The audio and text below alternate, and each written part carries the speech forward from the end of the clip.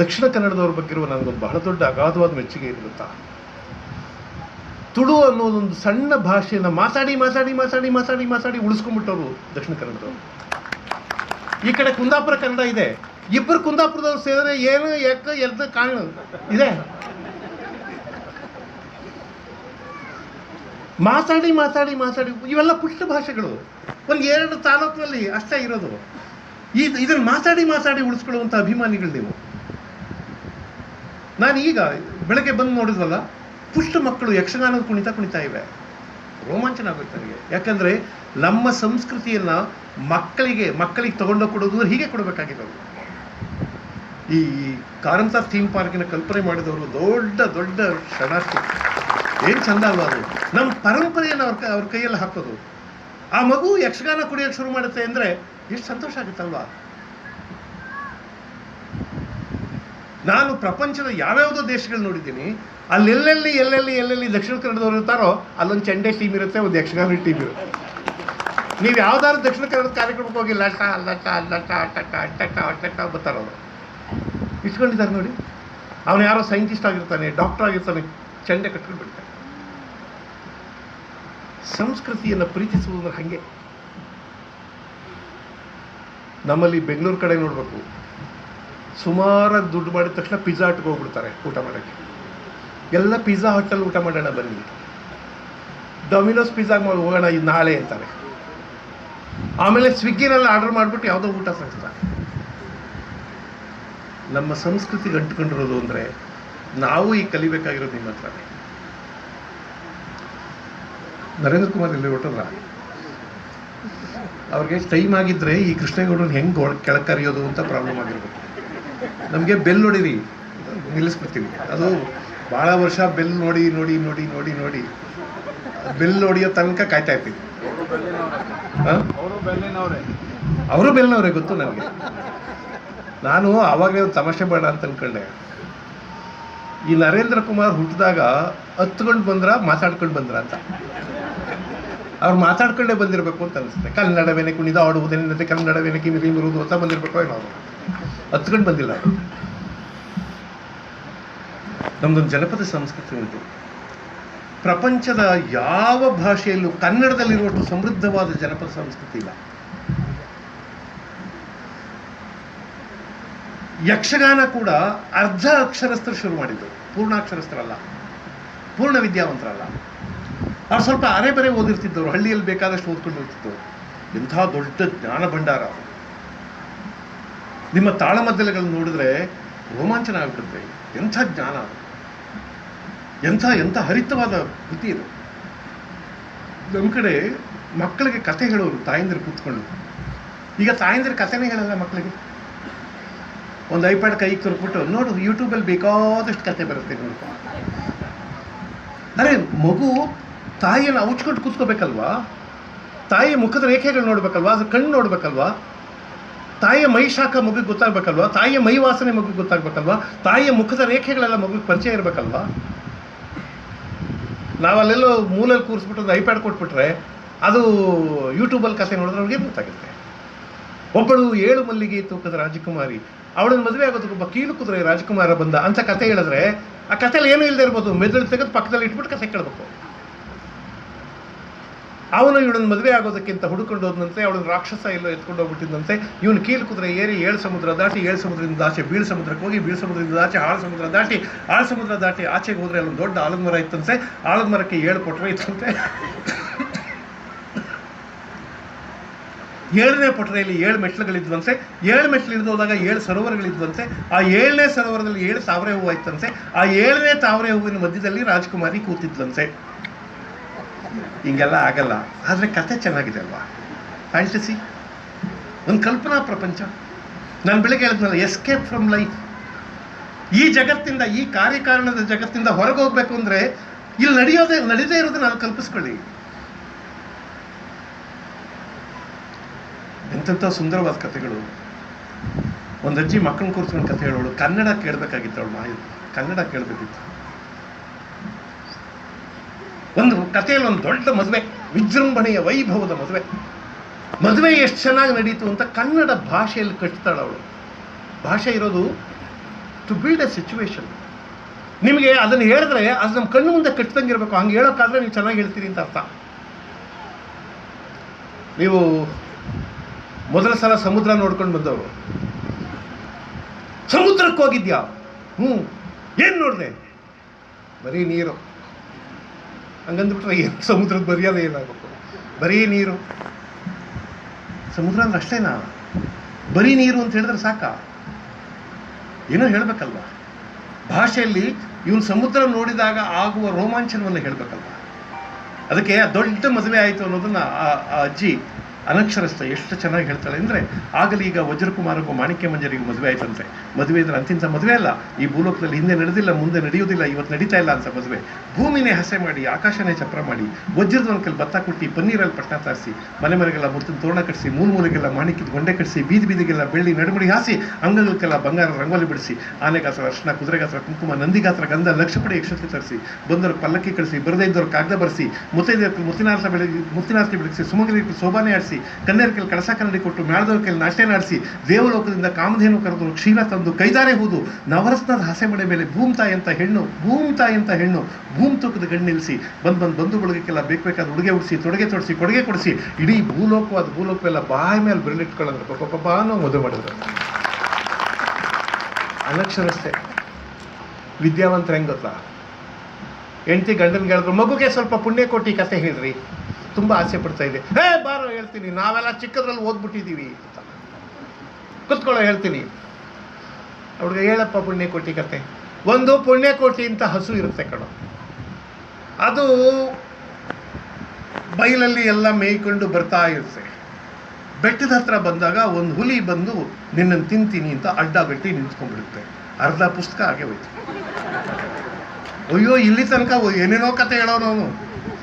ಇವನು ನೇರ ಇಲ್ಲಿಗೆ ಬಂದ್ಬಿಟ್ಟ ಕತೆಗೆ.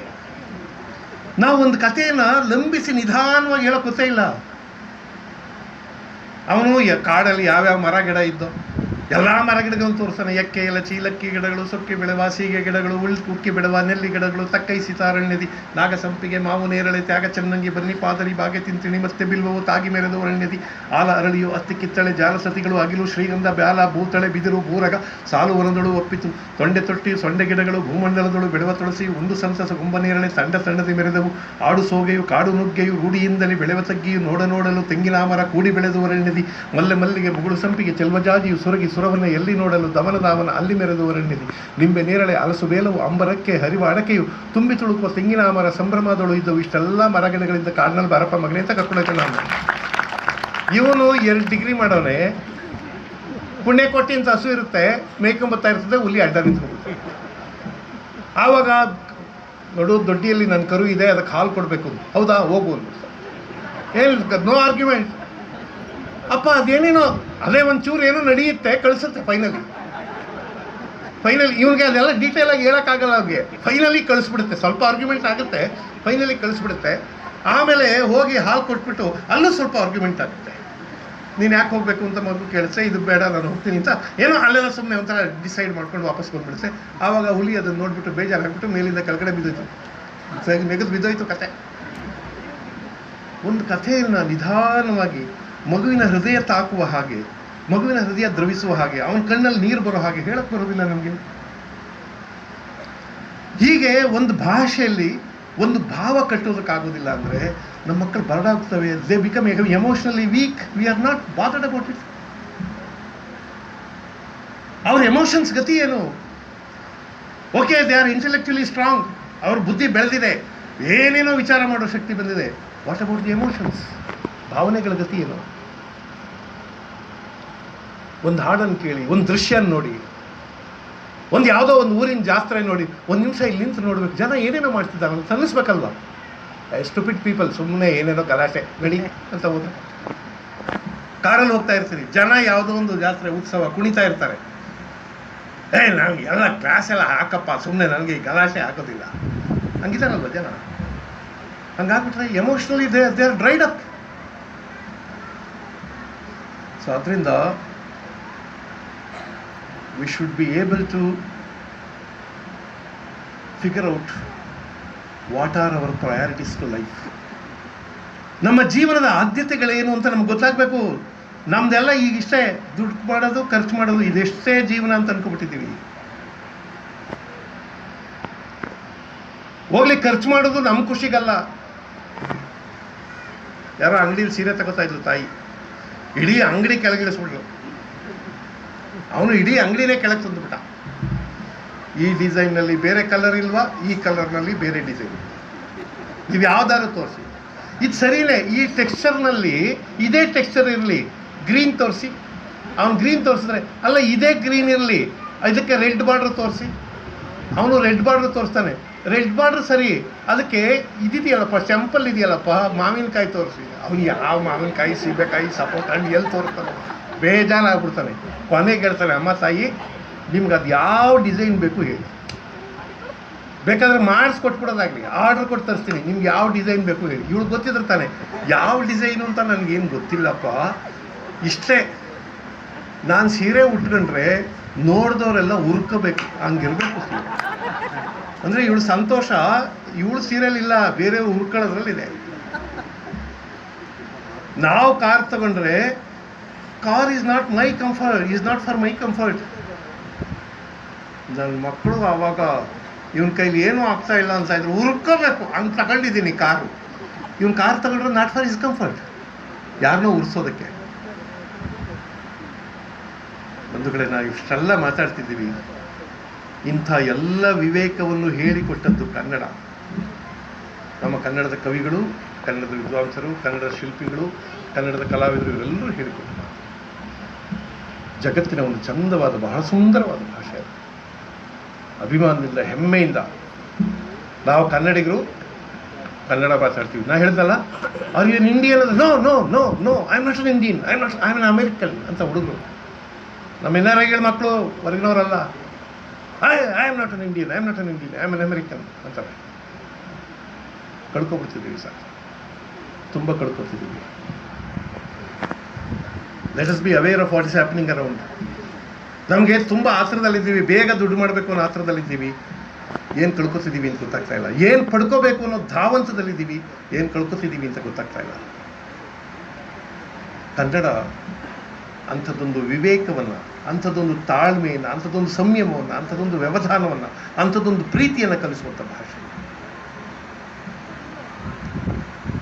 ತುಂಬ ಸಂತೋಷ ಆಗಿದೆ. ನಾವು ಇನ್ನೂ ಎಷ್ಟೋ ಶತಮಾನಗಳ ಕಾಲ ಈ ಕನ್ನಡ ನಾಡು ಅವರ ವಿಚಾರಗಳಿಗಾಗಿ, ವ್ಯಕ್ತಿತ್ವಕ್ಕಾಗಿ, ಅವರ ಬಹುಶ್ರುತತ್ವಕ್ಕಾಗಿ ನೆನಪಿಡುವಂಥ ಒಬ್ಬ ಮಹಾನ್ ಚೈತನ್ಯದ ಹೆಸರಿನಲ್ಲಿ ನನಗೆ ಈ ಊರಿನ ಗ್ರಾಮ ಪಂಚಾಯಿತಿ ಅಷ್ಟು ಪ್ರೀತಿಯಿಂದ ಆ ಪ್ರಶಸ್ತಿಯನ್ನು ಪ್ರಸಾದಿಸಿದೆ, ಕೊಟ್ಟಿದೆ. ನಾನು ಅದನ್ನು ಅತ್ಯಂತ ವಿನೀತ ಭಾವದಿಂದ ಸ್ವೀಕರಿಸಿದ್ದೇನೆ. ನಾನು ಬೆಳಗ್ಗೆನೇ ಹೇಳಿದ್ದೀನಿ, ನಾನು ಯಾವ ಪ್ರಶಸ್ತಿಗಾಗಿಯೂ ಬದುಕಿಲ್ಲ.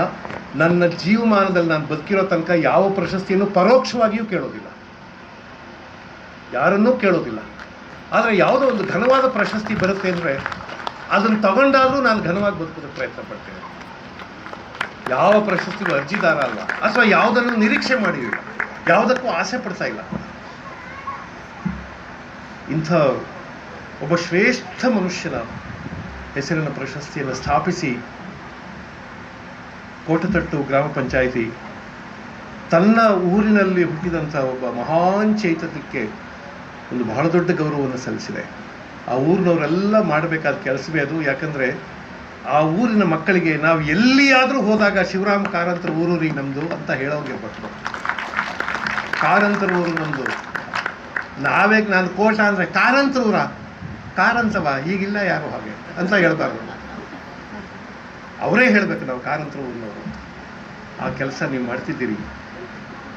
ನೀವು ಆ ಪ್ರಶಸ್ತಿ ನನಗೆ ಕೊಟ್ರಿ ಅನ್ನುವ ಕಾರಣಕ್ಕಾಗಿ ನಾನು ಇದನ್ನು ಹೇಳ್ತಿಲ್ಲ. ಇಂಥದ್ದೊಂದು ಪ್ರಶಸ್ತಿಯನ್ನು ಸ್ಥಾಪಿಸಿ ಬಹಳ ಎಚ್ಚರಿಕೆಯಿಂದ ಆ ಪ್ರಶಸ್ತಿಯನ್ನು ಯಾರು ಸ್ವೀಕರಿಸಬೇಕು ಅಂತ ನಿರ್ಧರಿಸ್ತಿದ್ದೀರಿ. ತುಂಬ ಪ್ರೀತಿ ಗೌರವದಿಂದ ನೀವು ನೀಡಿದ್ದಕ್ಕೆ ಅದನ್ನು ಅತ್ಯಂತ ಧನ್ಯತೆಯಿಂದ, ಅತ್ಯಂತ ವಿನೀತ ಭಾವದಿಂದ ಸ್ವೀಕರಿಸಿ ನಿಮ್ಮೆಲ್ಲರಿಗೂ ಹೃದಯಾಂತರಾಳದಿಂದ ನನ್ನ ನಮಸ್ಕಾರಗಳನ್ನು, ಕೃತಜ್ಞತೆಯನ್ನು ಅರ್ಪಿಸಿ ವಿರಮಿಸ್ತೇನೆ. ಸ್ನೇಹಿತರಾದ ನರೇಂದ್ರ ಕುಮಾರ್ ಕೋಟ ಆರಂಭದಿಂದಲೂ ಕಳೆದ ಸುಮಾರು 25 ವರ್ಷದಿಂದಲೂ ನನ್ನ ವಿಷಯದಲ್ಲಿ ಅಗಾಧವಾದ ಪ್ರೀತಿಯನ್ನು ವಿಶ್ವಾಸವನ್ನು, ಸದ್ಭಾವನೆಯನ್ನು ತೋರಿಸ್ಕೊಂಡು ಬಂದಿದ್ದಾರೆ. ಅವರ ಸ್ನೇಹಕ್ಕೆ ನಾನು ಋಣಿ ಅಂತ ಹೇಳ್ತಾ ನಿಮ್ಮೆಲ್ಲರಿಗೂ ನನ್ನ ಧನ್ಯತಾ ಭಾವವನ್ನು ಸಮರ್ಪಿಸಿ ವಿರಮಿಸ್ತೇನೆ. ನಮಸ್ಕಾರ.